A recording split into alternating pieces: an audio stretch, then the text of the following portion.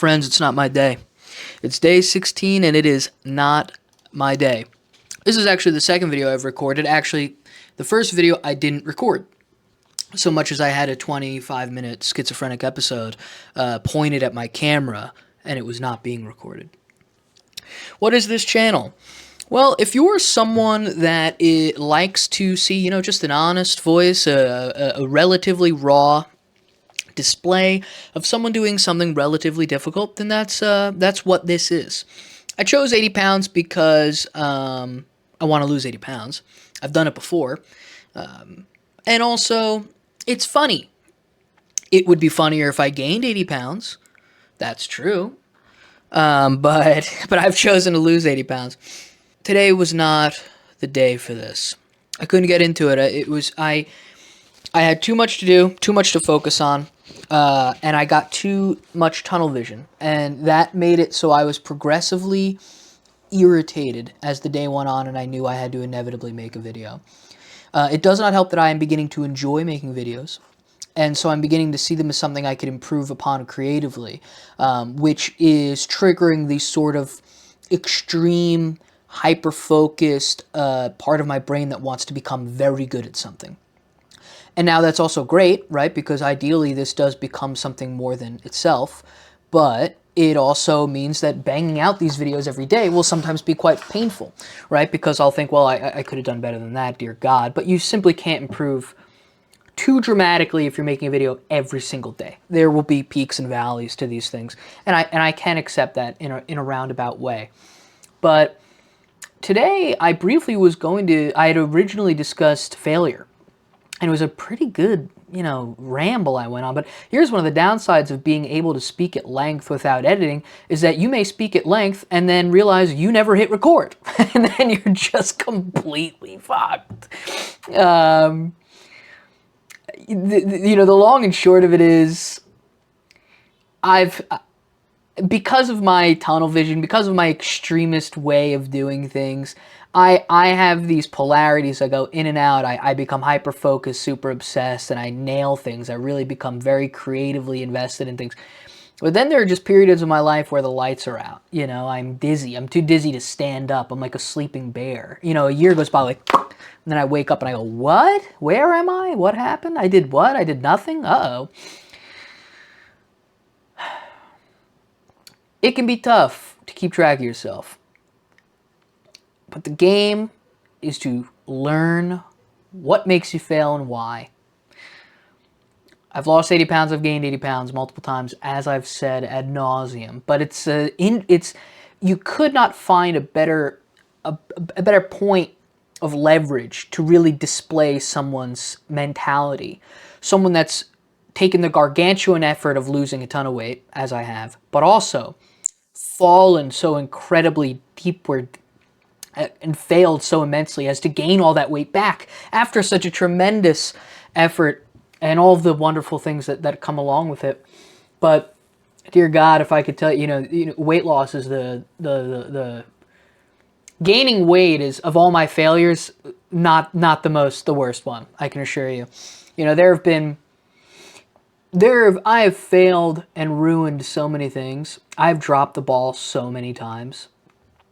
I don't have the energy to give a whole video on it again, but I've mishandled life-changing opportunities. The amount of life that I have passively or actively destroyed or given up on or just completely fumbled is difficult to understate.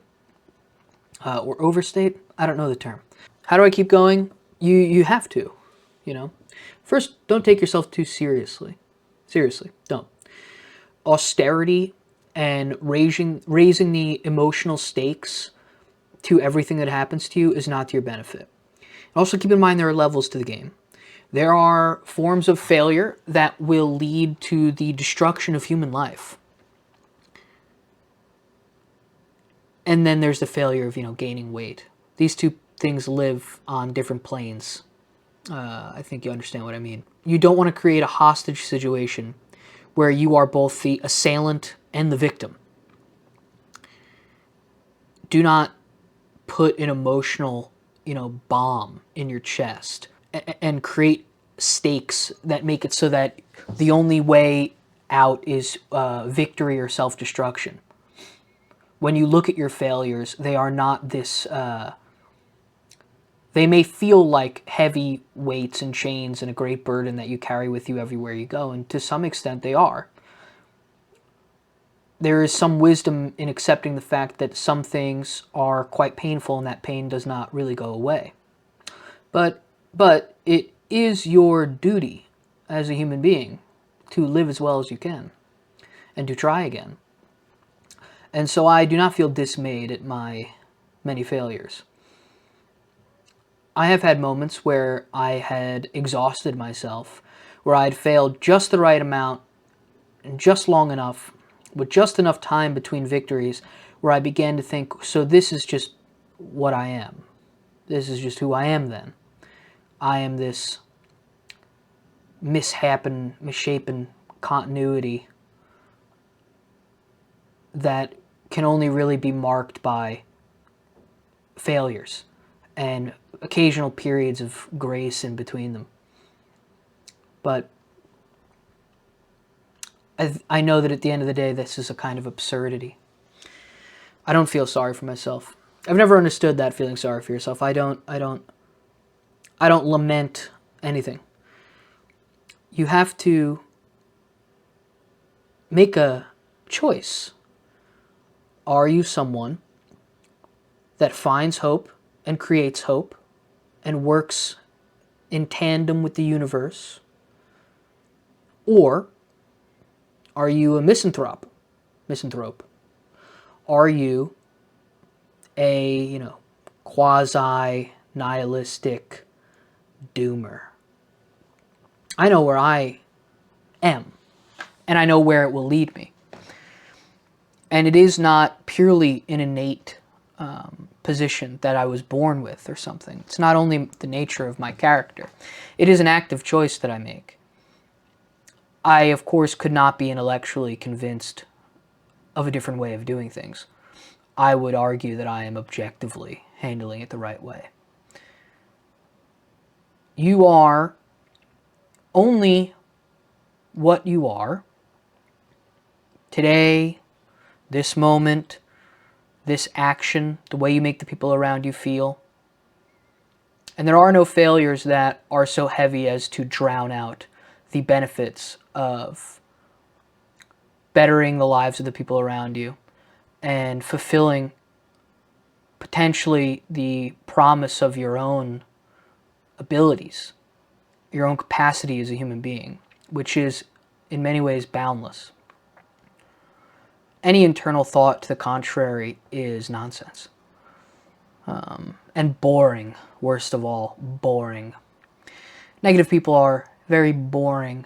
And a negative person in this context, I would define them as someone that thinks they are clever by saying things are bad, or thinks they are clever by saying things can't be good. Every person I've ever met who utterly stumped me, confounded me, annihilated my ego with their intellect and wisdom, every single one of them shared a single quality, and that was a boundless love for life. And that is what I hope to carry with myself and to others. I don't know how to do it, but it is in many ways my driving force. Not a long video today. I had to pull this one out of the ether, I feel like I'm driving a nail into the middle of my head. But you got to do it. So if you're going to take anything with you today, if you managed to watch the whole video, despite my not giving you top 10 tips, or what a YouTube thumbnail told me the other day, it said, promise a product and deliver the product. Fuck off. All right. I got to get out of here, huh? You don't want me to keep going now. Anyway. Day 16. It's day 16. It's day 16.